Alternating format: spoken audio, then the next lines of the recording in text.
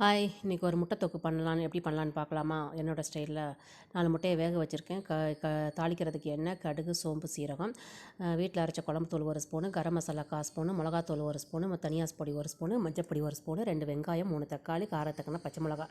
சரிங்களா? இதை எப்படி செய்யலான்னு பார்க்கலாமா? வாங்க வீடியோக்குள்ளே போகலாம். ஒரு பாத்திரத்தில் எண்ணெய் விட்டுட்டு எண்ணெய் சூடான உடனே கடுகு, சீரகம், சோம்பை சேர்த்துக்கோங்க. அது நல்லா பொரியவும் வெங்காயத்தை வந்து நீள நீளமாக நறுக்கிக்கோங்க. அந்த நீள நீளமாக நறுக்கின வெங்காயத்தை வந்து இப்போ ஆட் பண்ணிக்கலாம். ஆட் பண்ணிவிட்டு நல்லா வந்து கலந்து விடுங்க. கலந்து நல்லா வதக்கி விடுங்க. அது வந்து கோல்டன் ப்ரௌன் கலராக ஆனதுக்கப்புறம் இந்த பதத்தில் நம்ம ஆனதுக்கப்புறம் நம்ம என்ன பண்ணலாம், ஒரே ஒரு ஸ்பூன் இஞ்சி பூண்டு பேஸ்ட்டு நம்ம ஆட் பண்ணிக்கலாம். இஞ்சி பூண்டு பேஸ்ட்டு ஆட் பண்ணி நல்லா அதோட பச்சை வாசனை போகிறதாண்டி நல்லா வதக்கி விடுங்க.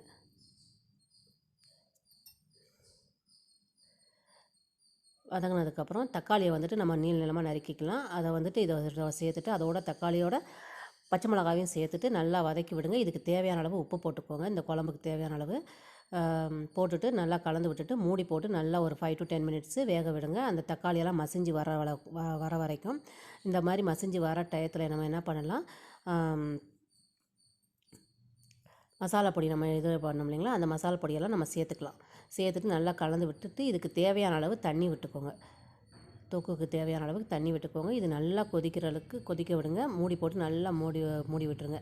ஒரு 10 நிமிஷம் நல்லா கொதிக்க விடுங்க. முட்டையை வந்து 2 2 கீறி வச்சுக்கோங்க. இந்த மாதிரி முட்டையை வந்து ஒன்று போல் போட்டு அடுக்கி விட்டுக்கோங்க. போட்டுட்டு நல்லா வந்து மூடி போட்டுட்டு ஒரு 10 நிமிஷம் வந்து கொதிக்க விடுங்க.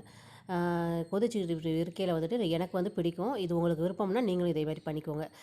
முட்டையை வந்து ஒரு 3 முட்டையை வந்து உடச்சி ஊற்றிக்கிற மாதிரி நான் பண்ணுறேன். உங்களுக்கு வேணும்னா போட்டுக்கோங்க. இல்லைனா இதை அப்படியே நீங்கள் வந்து வச்சுக்கலாம். சரிங்களா? இதை ஒரு செகண்ட் வந்துட்டு மூடி போட்டுட்டு அப்படியே விட்டுருங்க. லாஸ்ட்டில் இறக்குறதுக்கு முன்னாடி கொத்தமல்லி தூவி இறக்கி விடுங்க. செமையாக இருக்கும். இது சப்பாத்தி, தோசை, சாப்பாட்டுக்கு எல்லாத்துக்குமே நல்லாயிருக்கும். இந்த வீடியோ பிடிச்சிருந்தா லைக், ஷேர், சப்ஸ்கிரைப் பண்ணுங்கள். தேங்க்யூ.